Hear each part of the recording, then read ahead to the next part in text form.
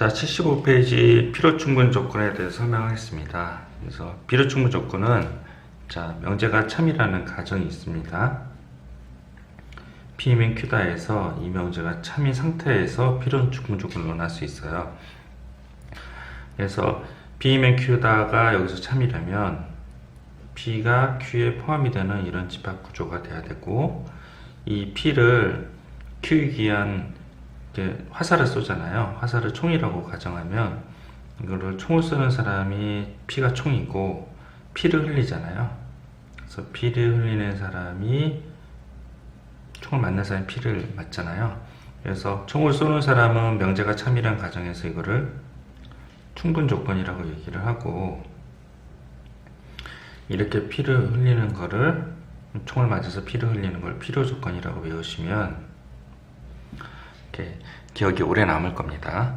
그래서 중요한 거는 명제가 참이라는 가정이 있은 상태에서 필요 충분 조건을 논할 수 있어요.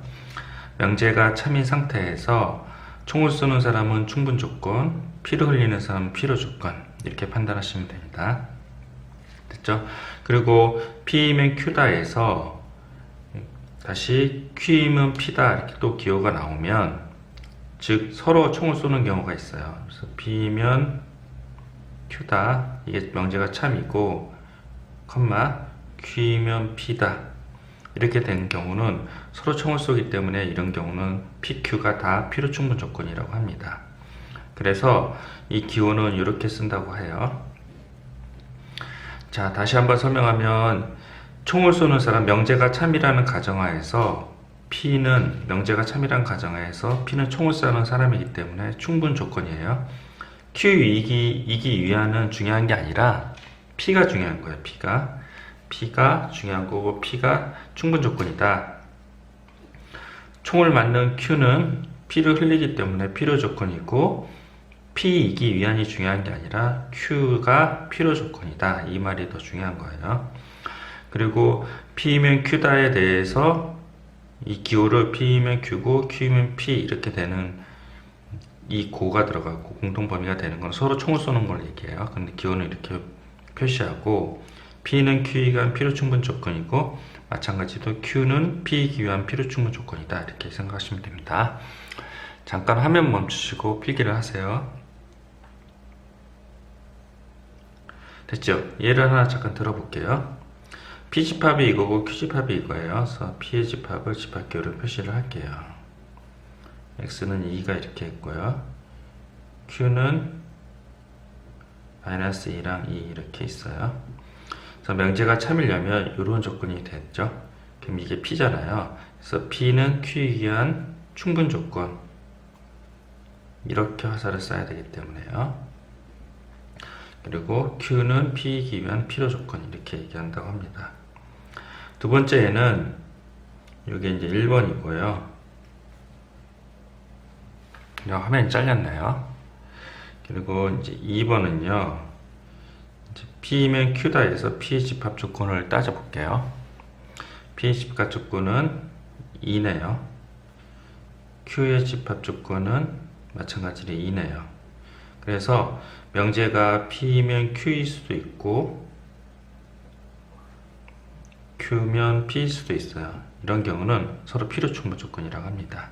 그래서 다시 한번 1번이 화면이 잘려서 다시 설명하는데, P이면 Q다 했을 때 집합 기호를 먼저 구하시고 이게 참이 되는 명제를 찾아요. 그래서 이게 P이면 Q에 포함이 되는 게 참이 되는 거라서 여기까지 찾은 다음에, 그 다음에 얘가 이 명제가 참이기 때문에 총을 쏘는 놈이니까 충분 조건, 피를 흘리는 놈이니까 필요 조건, 이렇게 판단하시면 되고요. 2번 같은 경우도 집합 먼저 판단하고 집합 기호가 이렇게 되거나 이렇게 되는 거죠. 그래서 이런 상황이라서 필요 충분 조건이라고 얘기하고 합니다. 자, 요거 다시 저장하셨나요? 자, 저장 안 했으면 밑에 것까지 해서 다 필기하십시오. 화면 멈추세요. 됐죠? 그리고 여기도 필기를 해 주십시오. 화면 멈추세요. 자, 그래서 요거를 잠깐 보시면 2번을 보시면 P이면 Q다가 하면요, 요게 이제 명제가 참인 조건이 뭐예요? 요게 이제 참인 조건이죠. 참이 조건이면 P이면 Q이기 위한 충분 조건, Q는 P이기 위한 필요 조건 이렇게 돼요. 두 개 같으면 얘가 이렇게 되죠. 그러니까 필요 충분히 조건이 된다고 합니다. 자, 그 다음 페이지 넘어가겠습니다. 예를 다시 들어드릴게요. 필수예제 11번. 자, 그래서 1번 같은 경우는 P의 집합을 구해요. P. 네, 1번입니다. 자, 화면 보이게 옆으로.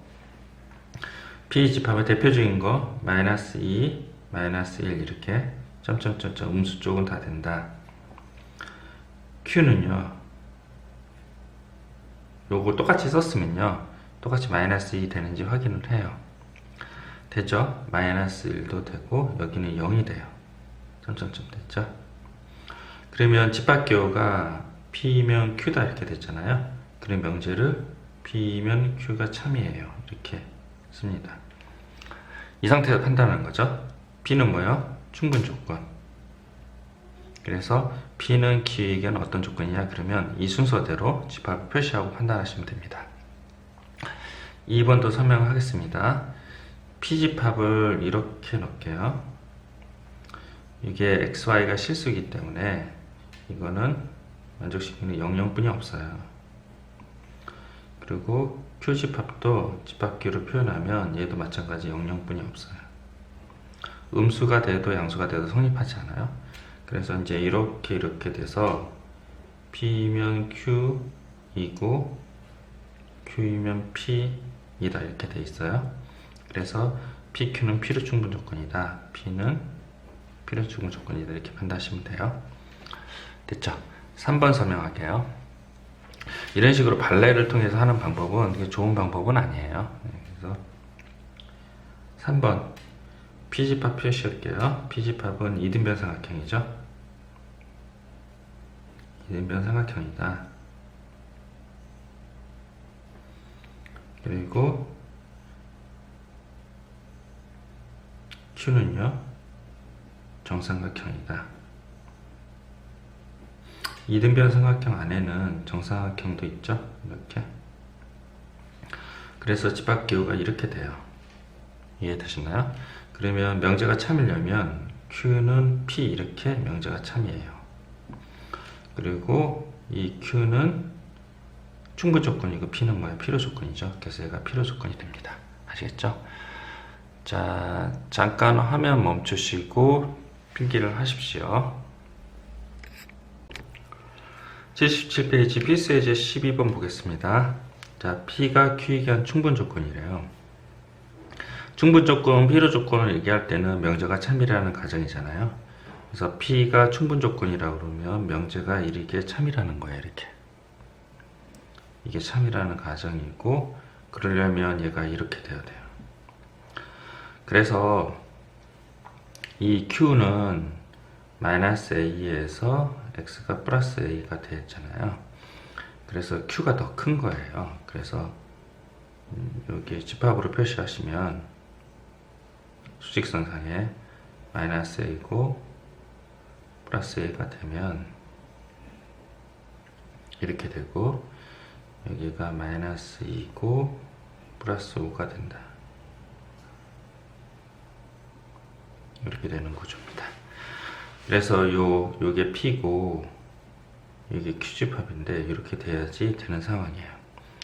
둘 다 만족시켜 줘야 되기 때문에 마이너스 A는 마이너스 2보다 크고, 그리고 5는 A보다 작다 이렇게 된 거예요. 그래서 A는 2보다 크고, 그리고 5보다 크다. 그래서 2보다 크고 5보다 크다는 거에 공통 범위인 5보다 크다. 그래서 답이 이렇게 되는 겁니다. 됐죠? 자, 그래서 2보다 크고 5보다 크다 이렇게 되는 거예요. 그리고 2번이 별표 중요한데요. 필요 조건이래요. 얘가 이거에 의한 필요 조건이니까 화살을 맞아야 되죠. 총을 맞아야 되니까 원래 명제가 이렇게 된다는 거예요. 얘가 이렇게 얘가 참이라는 건데요. 제가 이전 시간에 얘기했듯이 이 같지 않다 또는 같은 거는 판단하기 어려워요. 그래서 대우를 이용해서 이걸 이렇게 바꿔주고 나서 판단을 한다 그랬죠.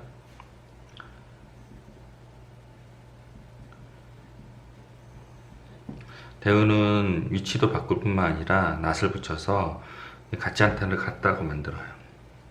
그 다음에 어떻게 한다 그랬어요? 이거를 대입해서 성립하게 만들면 돼요. 이거를 뭐라 그래요? 직접 증명법이라 합니다. 이따가 직접 증명, 간접 증명법 배울 때 그때 다시 설명하고요. 지금은 이제 이걸 여기다 대입해 성립하고 하는 그때 A를 찾으면 된다고 외우시면 됩니다. 됐죠? 잠깐 화면 멈추시고 필기를 하세요. 됐죠? 자, 그 다음 페이지 78페이지 넘어갈게요. 78페이지는 나P는 Q에 의한 필요 조건이라고 그랬잖아요. 얘가 필요 조건이니 나P가 이 명제가 참이에요.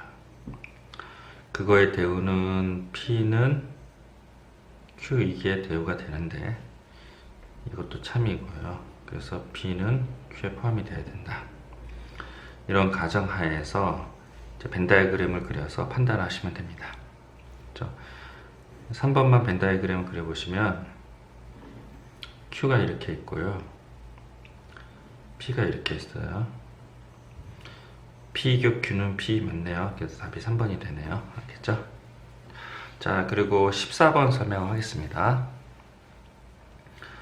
자, 14번은 명제를 다 써보세요. S는 R이 귀한 충분 조건이다.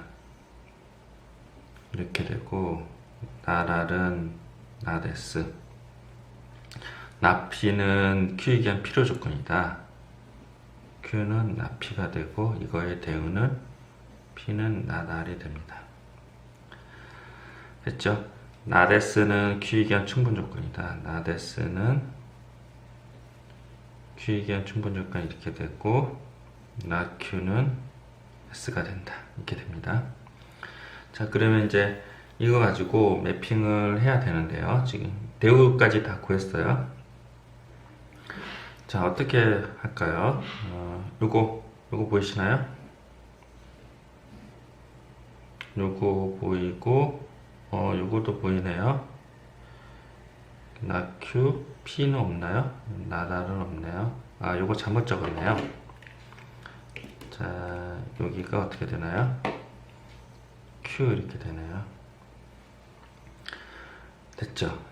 그러면 어떻게 매핑을 할까요? 이거를 한꺼번에 묶어놓은 게 매핑이라고 하는데요.